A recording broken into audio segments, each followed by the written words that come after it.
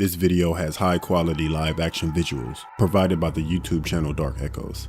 The link for this channel is provided in the description.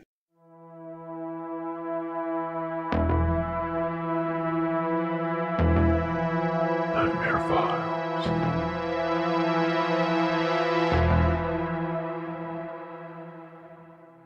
In 2004, I was an 18-year-old freshman attending state school 2 hours away from where I grew up. I might have had big plans to change the world, but I was still daddy's little girl, and I had a hard time cutting the cord.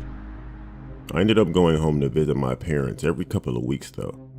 It was a boring drive, and I would listen to audiobooks to pass the time. That's how I discovered Stephen King's story collection, Skeleton Crew.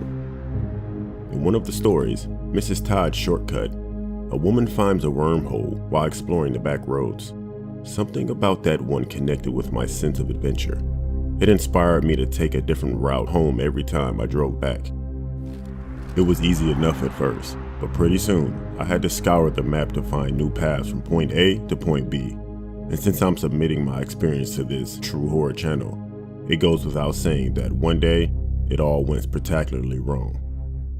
It started with car trouble. I was on a beautiful dirt road, enjoying the scenery, when my vehicle started vibrating so hard that it was impossible to control. I thought it was a flat tire, something I was capable of fixing, but it wasn't. All 4 tires were fine, which meant I was stuck in the middle of nowhere in need of a taxi and a tow. I was on an agricultural road, south of the interstate.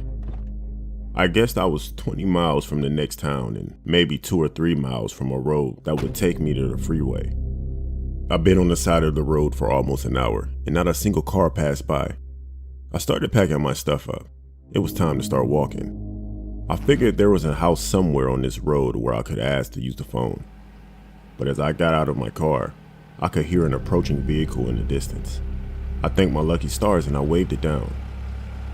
The driver pulled over in front of my car.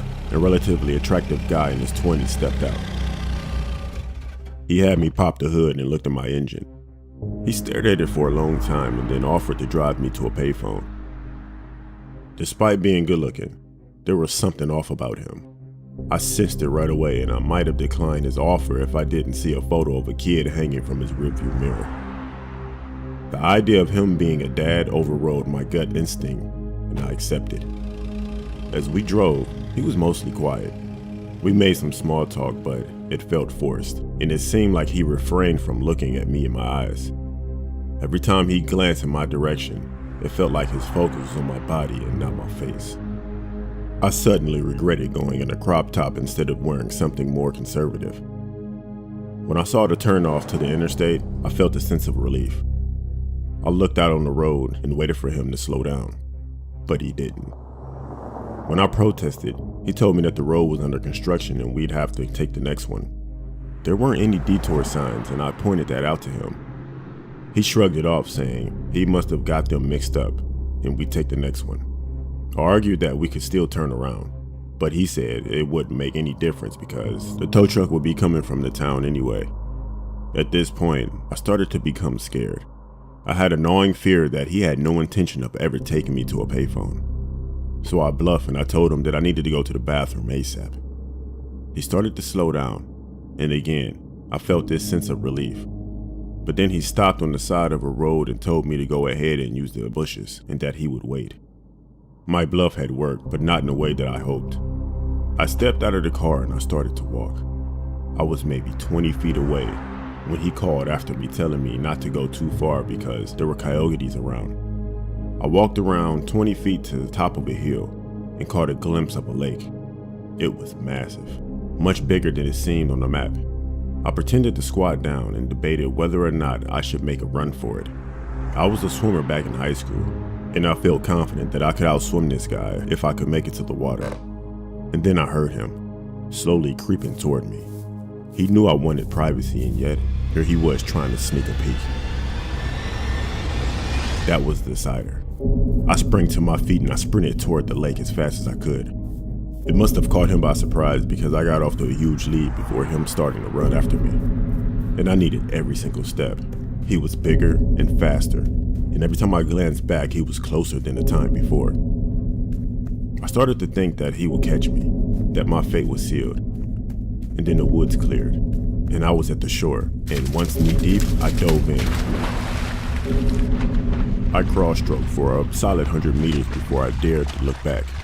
He was still on the shore, watching me. I stopped swimming and treaded water for a few minutes and realized that he wasn't going anywhere.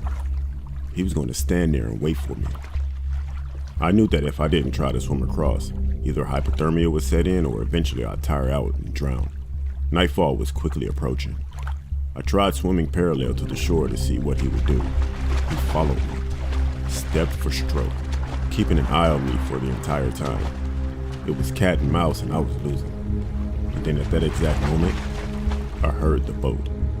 In the distance, a fishing boat was headed out to deep water. The man chasing me obviously saw it as well because he made his move. He got a decent jump on me before I started swimming for my life. The 100-meter lead quickly became 75, and then 50, and then 25 before he started to wane, and I was able to pull away again. As the boat neared, I stopped swimming so I could wave and scream. It was a fisherman and his young son. They pulled me out of the water and I explained to them what had happened. We looked for the man, but he had disappeared into the dark of night. No sight, no sound. The fisherman was nice enough to call off his fishing trip and drop me off at the local police station. An officer took my statement while I waited for my dad to come pick me up. I finally let my emotions take over and I bawled the entire time. The man was never found, but I doubt too much effort went into finding him. After all, he hadn't committed any crimes. I accepted the ride voluntarily. I wasn't abducted, and since he never caught me, no battery or assault had occurred. I got one of those Nokia brick phones the next day.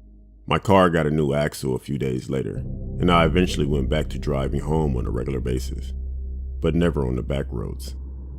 I always took the interstate. I decided to leave that adventuring stuff to Mrs. Todd.